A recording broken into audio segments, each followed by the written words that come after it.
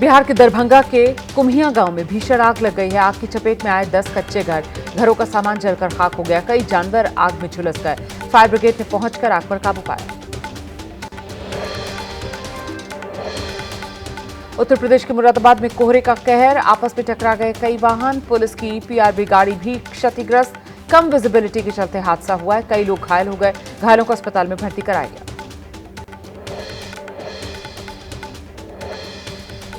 भगदड़ में घायल हुए लोगों का हाल जानने अस्पताल पहुंचे तिरुपति के जिलाधिकारी एस वेंकटेश्वर। हादसे में घायल हुए थे 40 से ज्यादा लोग।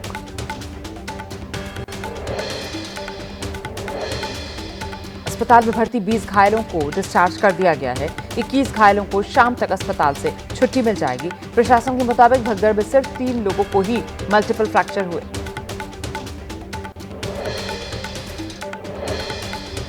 तिरुपति के स्पेशल वैकुंठ द्वार दर्शन के लिए 8 स्थान पर विशेष टोकन काउंटर बनाए गए थे। एमजीएम स्कूल के काउंटर पर मची थी भगदड़। कतार में खड़े थे 4000 से ज्यादा श्रद्धालु।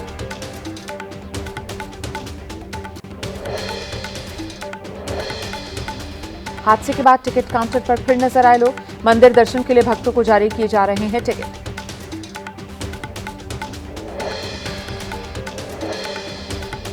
तिरुपति हादसे पर प्रधानमंत्री नरेंद्र मोदी ने शोक जताया। कहा, मेरी संवेदनाएं उन लोगों के साथ हैं जिन्होंने अपने प्रियजनों को खो दिया। घायलों के जल्द ठीक होने की कामना की।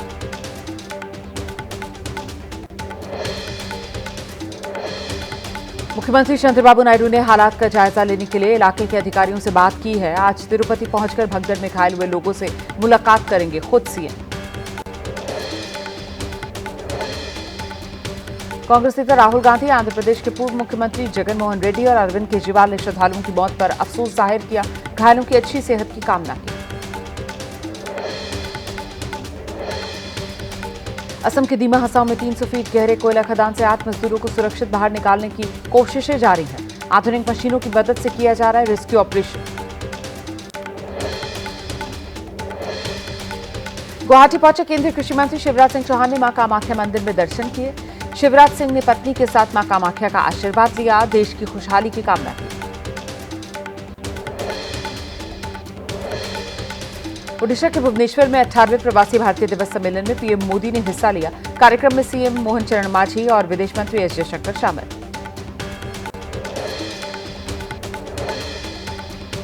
आम आदमी पार्टी और बीजेपी पर पोस्टर वॉर जारी है। दिल्ली के विकास मार्ग पर आम आदमी पार्टी ने बीजेपी के खिलाफ पोस्टर लगाया। लिखा, दिल्ली का सीएम कौन? नई दिल्ली सीट से बीजेपी उम्मीदवार प्रवेश वर्मा का अरविंद केजरीवाल पर आरोप। एक्स पर लिखा, केजरीवाल ने 10 टेलीविजन की खरीद में 60 लाख का कमीशन बनाकर अपनी तिजोरी भरी। जिस टीवी की मार्केट में कीमत 4 लाख थी, उसे 10,57,000 रुपए में खरीदा। कांग्रेस के वरिष्ठ नेता पूर्व मुख्यमंत्री महाराष्ट्र के पृथ्वीराज चौहान का बड़ा बयान। बोले, दिल्ली में अरविंद केजरीवाल की जीत होगी। कांग्रेस को दी आम आदमी पार्टी से गठबंधन करने की सलाह। पृथ्वीराज चौहान के केजरीवाल की जीत वाले बयान से आम आदमी पार्टी खुश है। पृथ्वीराज चौहान को दिया धन्यवाद। कहा, लड़ाई बीजेपी और आम आदमी पार्टी के बीच।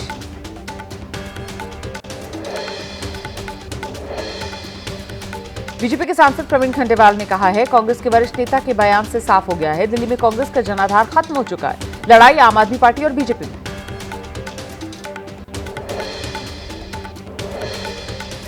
शिवसेना उद्धव गुट के नेता आनंद दुबे का बड़ा बयान सामने आया। बोले, अभी यह तय नहीं हुआ है दिल्ली में हम किसका समर्थन करेंगे। हमारे लिए आम आदमी पार्टी और कांग्रेस दोनों ही महत्वपूर्ण है। उद्धव ठाकरे जल्द करेंगे समर्थन की घोषणा। शिवसेना नेता संजय राउत बोले, दिल्ली में समर्थन पर फैसला करना आसान नहीं। कांग्रेस देश की बड़ी पार्टी तो आम आदमी पार्टी दिल्ली की चुनाव एक दूसरे के खिलाफ लड़ सकते हैं और लड़ना भी चाहिए।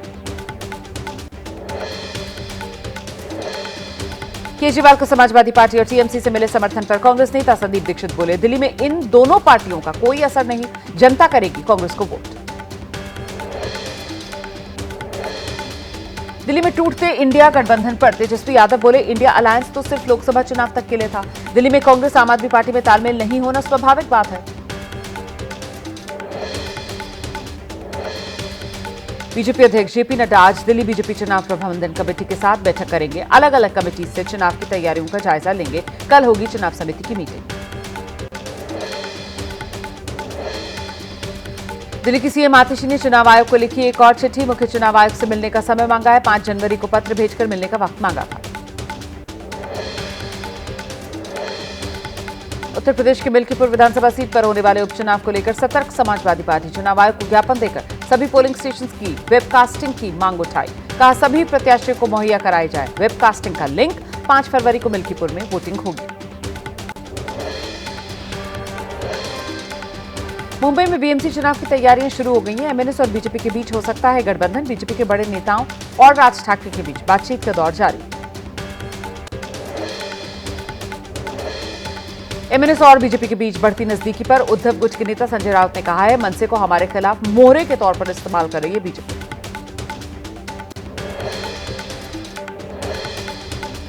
शरद पवार गुट के एनसीपी की 2 दिवसीय बैठक का आज आखिरी दिन। महानगर पालिका चुनाव को लेकर मीटिंग में चर्चा। शरद पवार और सुप्रिया सुले शामिल।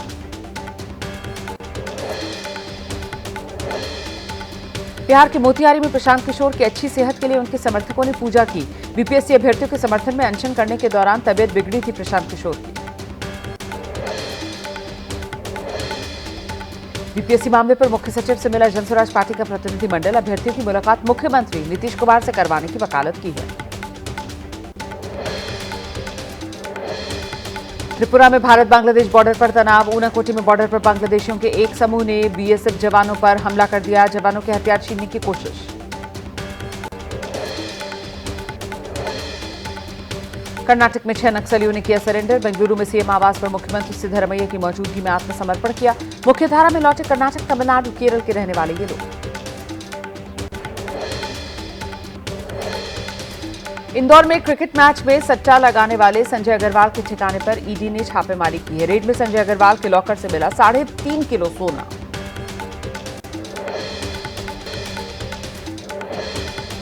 उत्तर प्रदेश के फिरोजाबाद में मुठभेड़ के दौरान 4 शातिर लुटेरे गिरफ्तार किए गए। एक अपराधी के पैर में गोली लग गई। लुटेरों के पास से अवैध तमंचे, जिंदा कारतूस, कार, मोबाइल बरामद। राजस्थान के कोटा में 24 घंटे के भीतर दूसरे छात्र ने सुसाइड कर लिया है। अलग अलग कोचिंग सेंटर के ये 2 छात्र सुसाइड से इनके हड़कंप मच गया। पुलिस ने पोस्टमार्टम के बाद परिजनों को शव सौंपा। कर्नाटक में हिंदू एक्टिविस्ट तेजस गौड़ा ने डीजीपी को पत्र लिखा। होम स्टे, लॉज, होटल में अविवाहित जोड़ों की एंट्री पर प्रतिबंध लगाने की मांग की।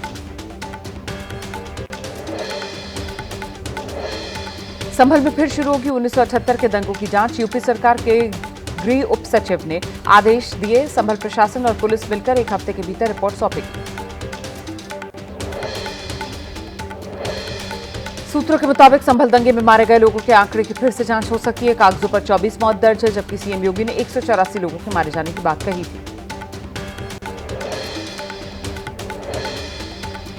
संभल में 500 साल पुराने मोहम्मदपुर गांव के किले का सर्वे करने पहुंची एएसआई की टीम। किले और प्राचीन कूप का जायजा लिया। इमारत के आसपास लोगों ने कर रखा है अवैध कब्जा।